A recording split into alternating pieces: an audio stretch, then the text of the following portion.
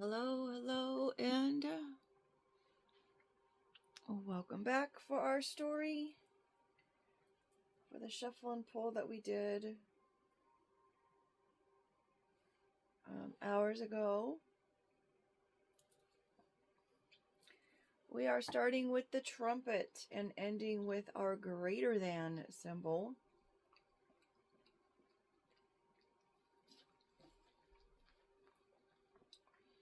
We have trumpet into comma into owl. So something is being played loud and clear, sounding the trumpet. I guess during the last days there'll be a trumpet sound 7 times, and I thought we had the 7, but that must have been, oh, we do have the 7. Holy smokers. All right. So sounding the trumpet 7 times to signify the last days. That's one of the biblical stories. Funny story. I had dropped my child off at school. This is years, decades ago. And maybe just a decade ago-ish. I guess it doesn't matter.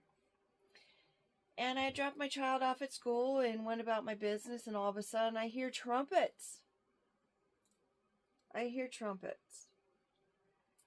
And me knowing what the passage is, and I'm like, oh my gosh, am I the only one hearing those trumpets? So I roll down my window in my car and I'm listening to see if I can hear it from outside. And there the trumpets go again. I'm looking around at everyone else and no one else is having any kind of reaction to anything. And so I'm like, well, it must just be me. I must be the only one hearing these. Because I don't know how it works. Does everyone hear it? Does just the people who, believe hear it? I don't know how it works. So I overthink, right?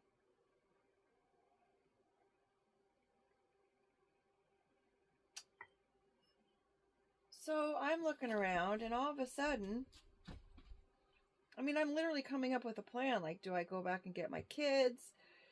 Do I call them? What am I supposed to do in this moment? It was just a split second of stuff going on. And I'm looking around like, does anyone else hear it? And all of a sudden I see him flashing from the car seat next to me, and my child had left their phone in my car. And I started laughing. I'm like, oh my gosh. Do they even know what the trumpets are supposed to signify? And they have that as my ringer? I was so tickled. To this day, when I see the trumpet, I think I'm going to always think of that story. That was hilarious.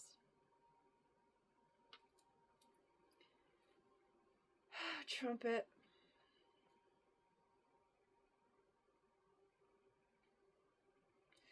Definitely a sound that you cannot avoid. Definitely something that is in your ear. Definitely, it's almost like, it's like a wake-up call, right? So there's a wake-up call and a pause for some... Okay, we are back. Sorry for the interruption. Someone came to the door, rang the doorbell. This is the second day that's been happening. Before it was like 6:30 in the morning.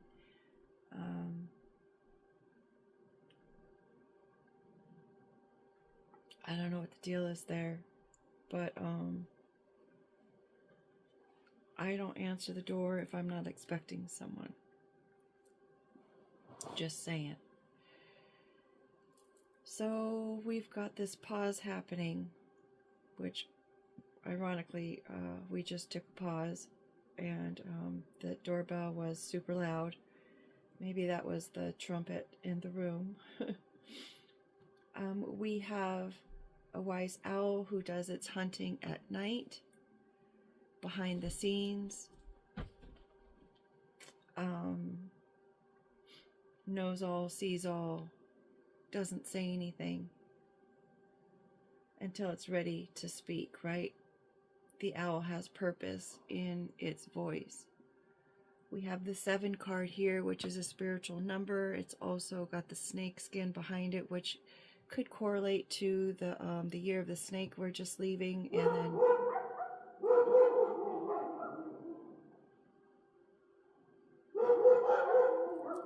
sorry.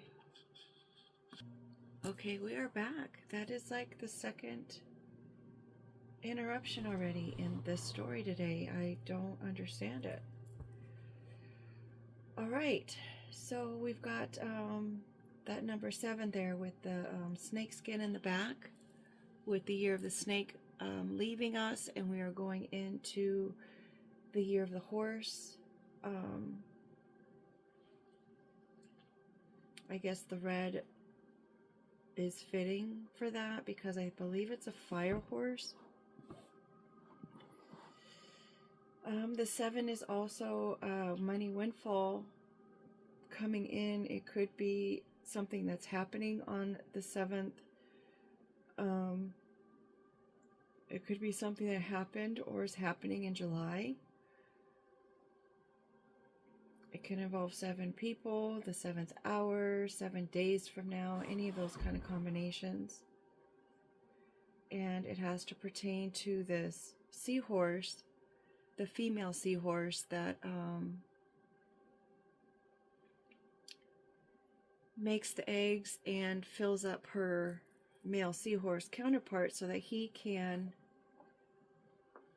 grow those and give birth to those. It's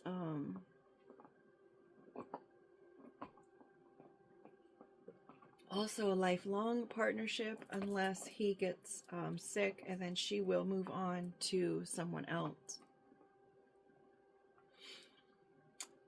There is a copycat in the midst, a doppelganger of some sort, right there behind her.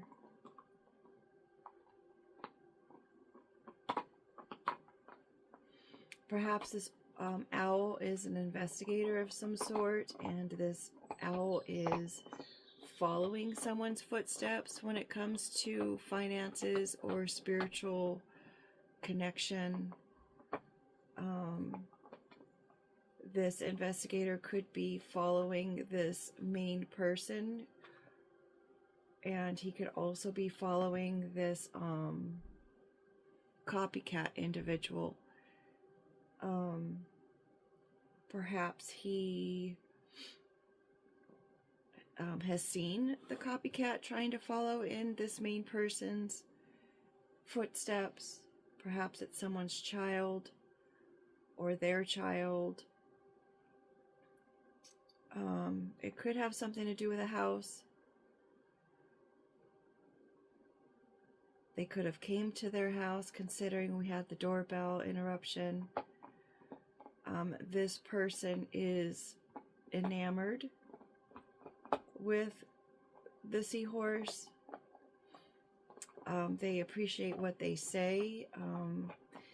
They could be saying that the copycat is going around. Something's been exposed of what's been being said. It's in the small details. There's footnotes here. There's more details than what's being said and exposed. The shark is one of the most feared in the ocean. It could signify a man-eater. Perhaps that's something that's been being said about this spiritual connection person. And it's also on top of this male seahorse card, so which is an Aquarius. This is the Aquarius card, the water bearer. What's being said and all these small details about this house, there's that structure there. I don't know if it's just someone coming to the house like we had the doorbell ring, or if it's an actual house that is on property somewhere that is being exposed.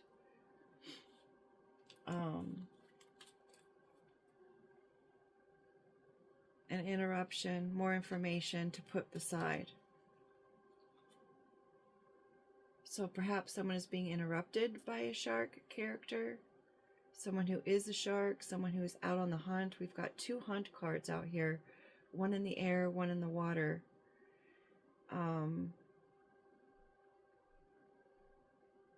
Interesting. A shark of emotions and a shark of intellect.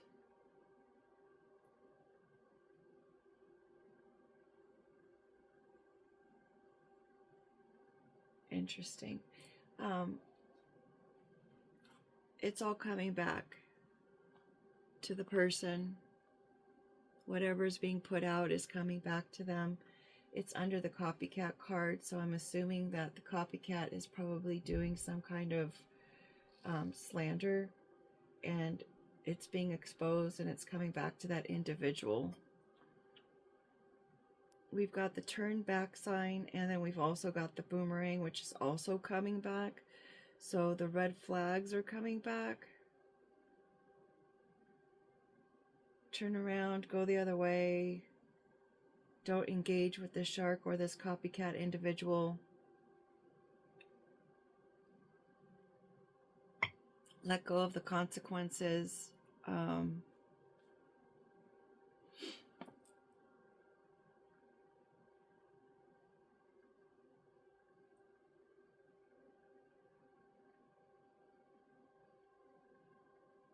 The red flags. Let go of the red flags. Maybe you think you're seeing red flags, and you just kind of have to enjoy them, I guess, while you can, or appreciate them while you can, or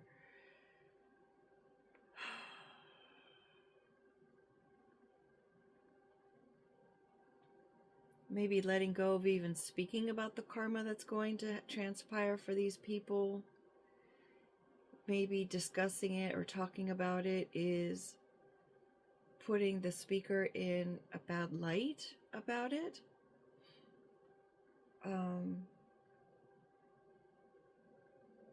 Maybe the copycat is saying that everything is coming back to them is red flags about this individual that they've been talking about.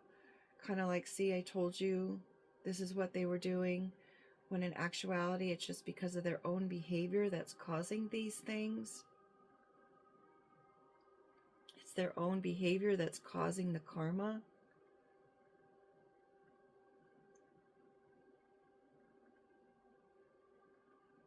Like, don't go there.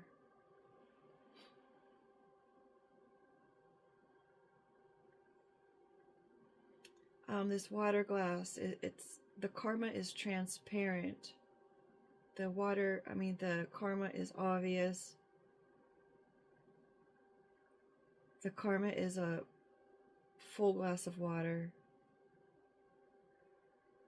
when it pertains to this male seahorse. Perhaps it's this person's significant other or someone they're supposed to be significant other, but she is looking more towards, or the feminine essence is looking more towards spiritual, when this masculine is looking towards the questions, questioning the trash talk, questioning the garbage beliefs, the ones that cause issues and problems,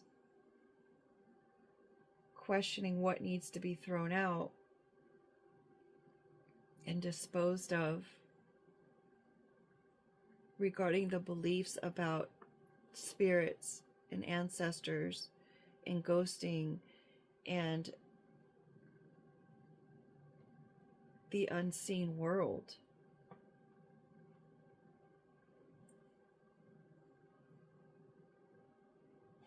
The things that they've learned from their family, the things that they've learned through their religion, their community, their beliefs, the things that they've just learned, their beliefs that they've gained. maybe they're seeing them as possible red flags because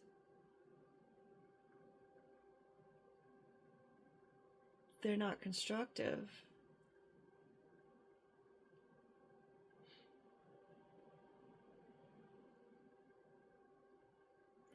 When I see the ghost card, I'm thinking about Casper, the friendly ghost, and it's like Casper was having to pay the price for all of the deviant evil doing that his fellow ghosts had been doing to people. And so when Casper came out and wanted to be friendly towards people, now he was seen as everybody else instead of just who he is as a person, or as a ghost rather, or as a character might be more fitting.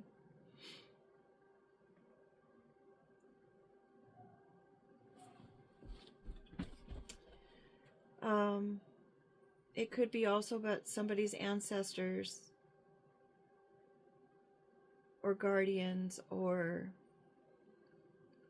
passed on loved ones have been very busy entertaining a monster.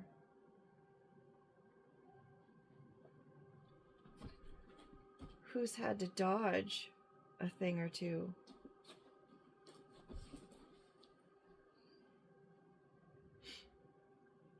A monster, in this case, is a bunch of parts of something creating one. Another storyline where in the TV show,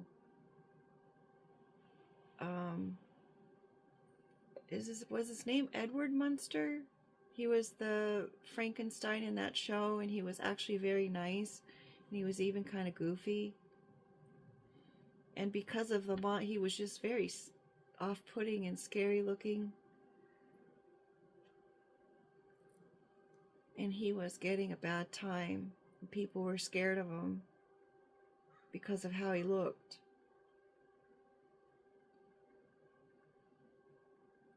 Interesting, they're on the same row.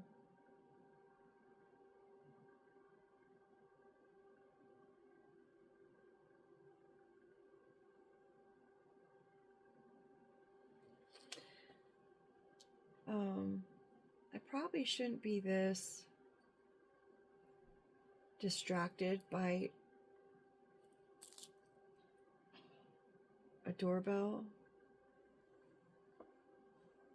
but it's just weird when it came in what we were talking about, and then it's happened twice, so I don't know. We've got the yawn card over there. That was the next card out, and then we had the statue.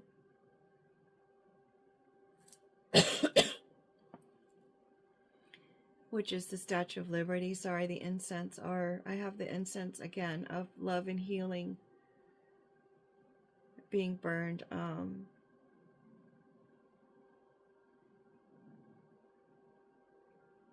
It is my intention with this story and every story that it does bring some kind of love and healing towards people.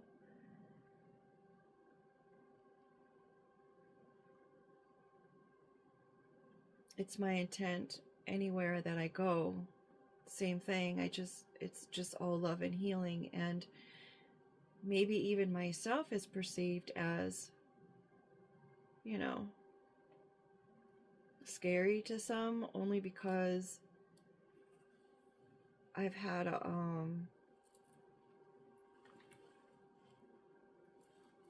person who was in a profession of mental health who thought I was intimidating, and I thought that was odd because I'm just very matter of fact. And I find it odd that someone would find me intimidating because I'm all about love and healing. The same misconstrued perception of someone, it's just odd to me. I'm sorry, I'm a little bit distracted. Anywho, I'm like the least intimidated or intimidating person, I would say. Just because I know myself, I know my heart, and I don't even like accidentally stepping on snails. I'll bring spiders outside. I saved a June bug from the pool, so it's like, why would anyone be intimidated by me? I don't know. Maybe it's the idea that I am like that, and it makes them feel like whatever it is that they're doing that people don't know about, or maybe some know about, maybe it makes them question themselves about the trash that they may be involved in. And that's not my place to judge them, but I am glad that they are questioning it, because their growth is their own and their path is their own. We get to decide who we want to be every moment of the day. So maybe that pertains to that statue and the greater than. It's like one's liberty is much more valuable than anything else, considering there's nothing on the other side of that. One's liberty and freedom is greater than anything one can participate in, do, be, think. One's liberty and freedom shouldn't cause someone to be in a place to even consider.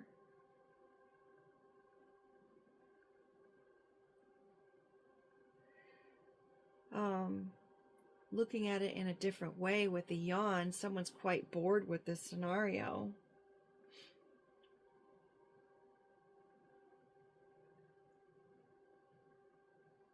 Perhaps someone is bored in their liberty and their freedoms, and that's why they participate in doing things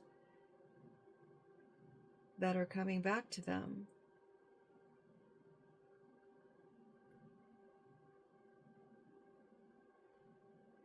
Could pertain to New York. It could pertain to a gift of some sort. A very expensive gift, I might add. The Statue of Liberty was expensive to bring over. It was brought over in 2 parts. It could be, someone who's French, who is bored.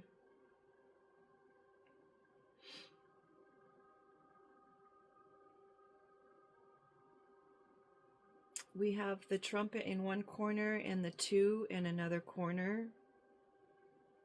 We did have 2 interruptions. Actually, I think it was 3 if we consider the dog barking, which hopefully I'll remember to edit out.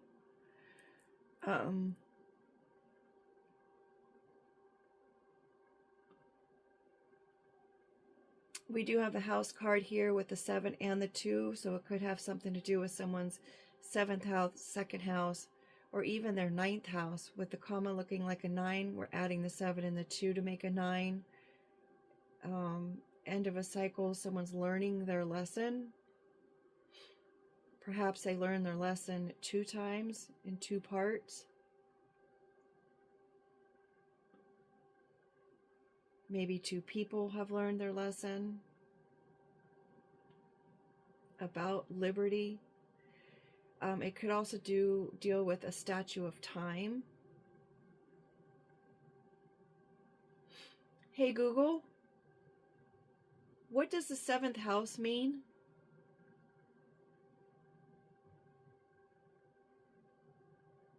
The 7th house in astrology is primarily called the house of partnerships. It governs all your one-on-one relationships, which includes long-term romantic commitments like marriage, as well as business partnerships and other contractual agreements. It also, somewhat surprisingly, relates to your open enemies and lawsuits, since it sits opposite the 1st house, which represents the self. The seventh house essentially shows how you interact with the other people in your life. Would you like to hear more about how it influences romantic connections or perhaps business dealings? No, thank you. So that's interesting if we're going to talk about the seventh house and the relationships, and we were talking about the female or the feminine seahorse with the masculine seahorse. We were also talking about the individuals who are hunting at night and hunting in the water, in the airs and in the water. It could have something to do, as I said, with someone's child, maybe following in the footsteps of a parent. We were talking about the relationship between the two seahorses, as well as when I was talking about the projection or the comment made by the mental health worker about and the monsters projecting or appearing to be intimidating, when in actuality this monster is just happy-go-lucky. You know, they're entertaining. They've been really busy.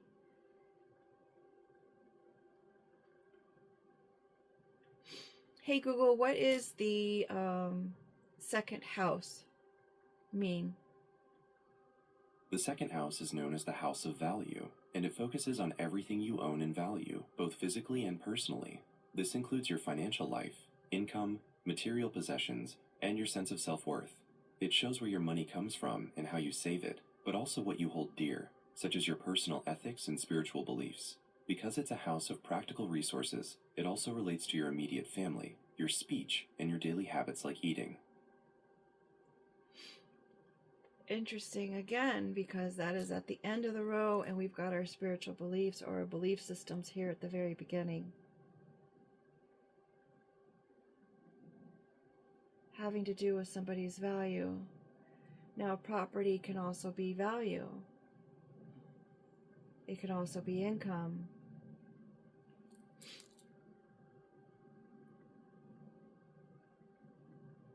And it's under the trash card. So someone could be, this copycat could be trying to trash someone's family life and material worth.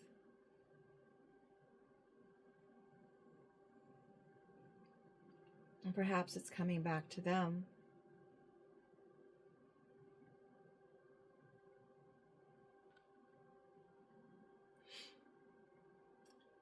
This feminine seahorse is being interrupted by questions, perhaps distracted by questions or dodging questions. Maybe they need to ask themselves different questions about what's going on.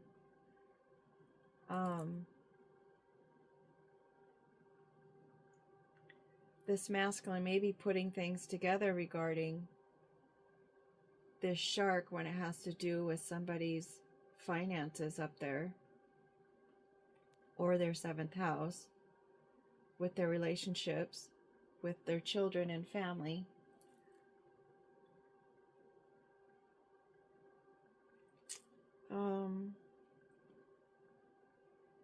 Getting paid to entertain. I don't even know if the gestures were ever even paid to entertain the king. Maybe it was an honor to do so.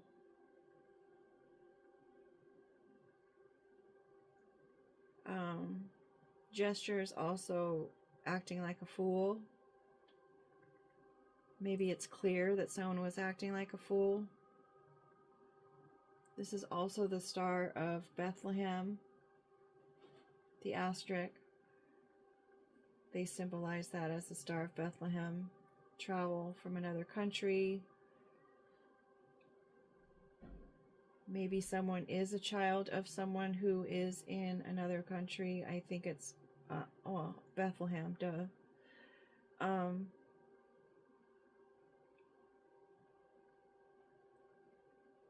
Someone's been very busy with the bee. It's like they sting someone to protect themselves, but it ultimately is their demise. I wish that weren't the case.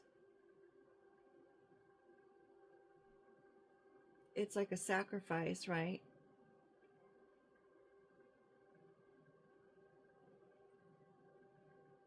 It's also getting the last word.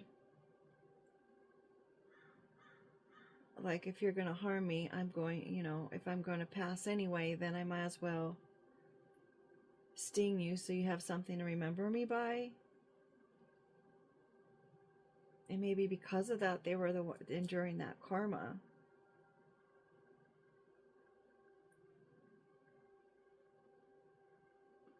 What was said. What we say and what we do are things that are remembered and that are left behind when we have our appointment time. When it's time for us to go, what kind of legacy or thoughts or memories are you going to leave behind? Letting go could also be rising above something, rising above the things that have happened, being the bigger person.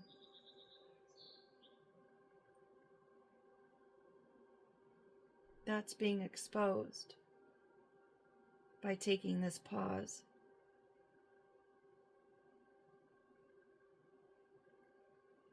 Someone's belief systems are heading them down the wrong direction.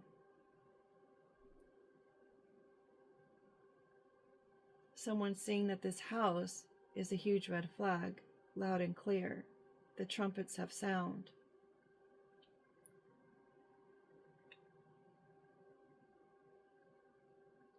All right, let's move on to our next story. And I'll use our words to clarify or to confirm, however they may come out. Use your discernment on all things.